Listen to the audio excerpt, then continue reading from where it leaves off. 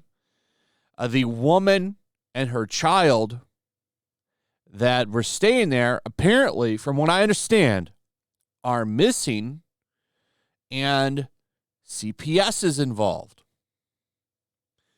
So it's never ending with Ezra Miller. But the real question that I'm sure a lot of you have is what's going to happen to Flashpoint. And also what's going on with that family. I hope they're okay and they learn that maybe Ezra Miller isn't the best person to raise a child around, considering the environment. From what I understand, according to a report that came out a while ago, the inside of Miller's home is littered with weapons and bullets. One child was found with one in his mouth. So hopefully that family gets pulled far, far away from Miller. No kids should be around this person. Now, some insiders have come out and talked about the plan for The Flash, the upcoming Flashpoint movie, and one of the options is finally to cancel the movie outright, which, let's be honest here, this is the only path worth taking with The Flash. I don't care how good the movie is. It brings a bad future to the DCEU. Especially with them killing off Superman and bringing in Michael Keaton to play Batman. I agree, he's too old. I'd like to just bring in the Twilight Batman. Let's just make him a part of the DCEU then. If you're not going to go with Ben Affleck, you got to do something. But I think handing the mantle off right as Michael Keaton were to come in is stupid. That's what they were going to do with Batgirl. Thank God they decided to walk that back. What are they going to do with this movie, though? I don't know. I guess they could just say it's an Elseworlds movie, like they did with Zack Snyder's Justice League. And that's what they're doing with Joker and the Batman anyway. So, I mean, the options are there, but that is an option to scrap the movie. And it should be scrapped. This guy's a mess. If it was anybody else, they would have scrapped it already. But Ezra Miller has some intense shielding, apparently. I don't know what's up with that. But you want to see privilege? This is the face of it right here on your screen. Now, moving on to the salt that everyone has been crying about, that Batgirl cancellation. Apparently, Leslie Grace has stepped out for the first time.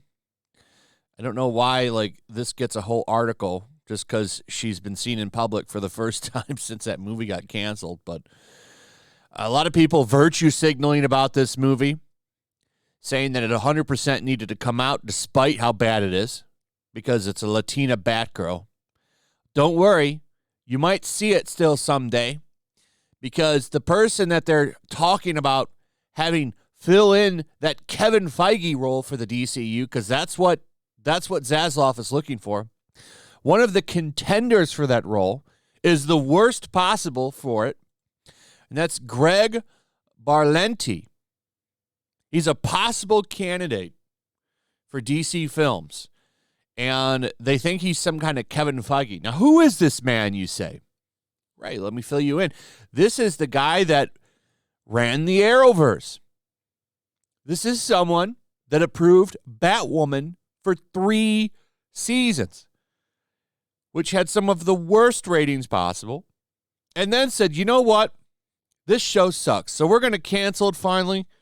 Don't worry, entire Batgirl production team, directors, writers, everybody involved with that show in every capacity, we're just going to move all of you to Gotham Knights. That Gotham Knights show, the entire Batwoman team is running that.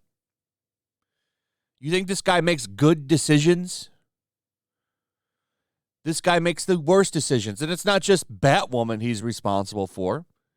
He's also responsible for Supergirl, Naomi, a lot of shows that didn't do very well.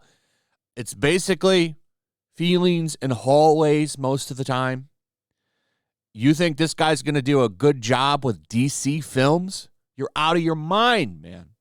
I don't know who you're getting this advice from, Zaslav, but this is not the person for the role.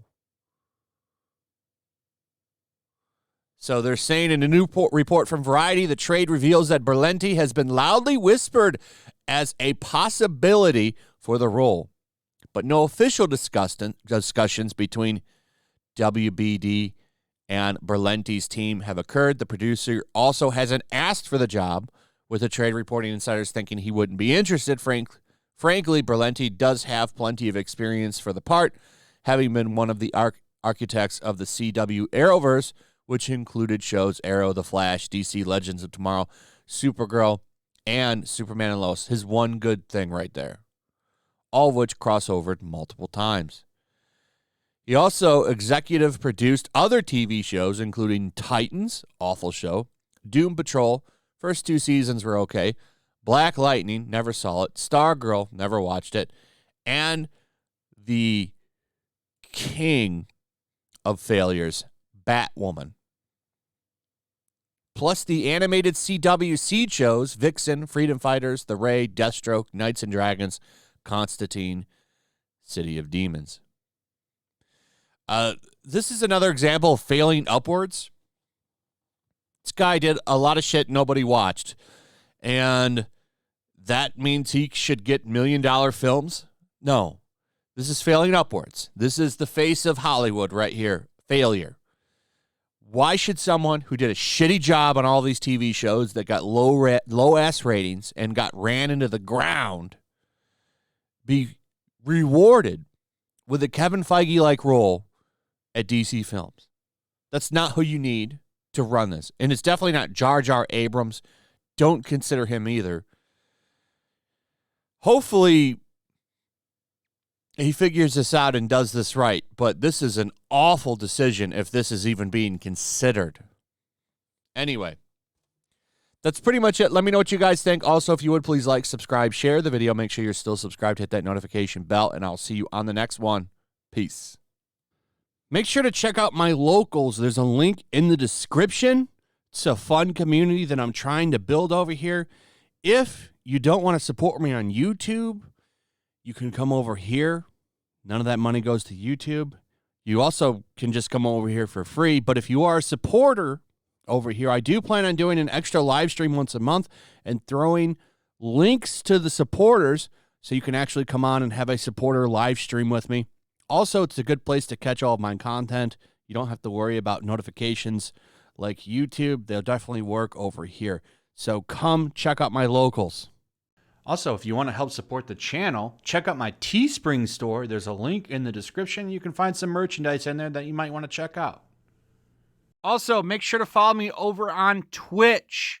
I do watch parties, play video games over there. They're always fun. Follow me over there and come hang out. Also, make sure you subscribe to YellowFlash, my other channel. There's a link to that in the description as well. I do a lot of live streams over there that I don't do on this channel.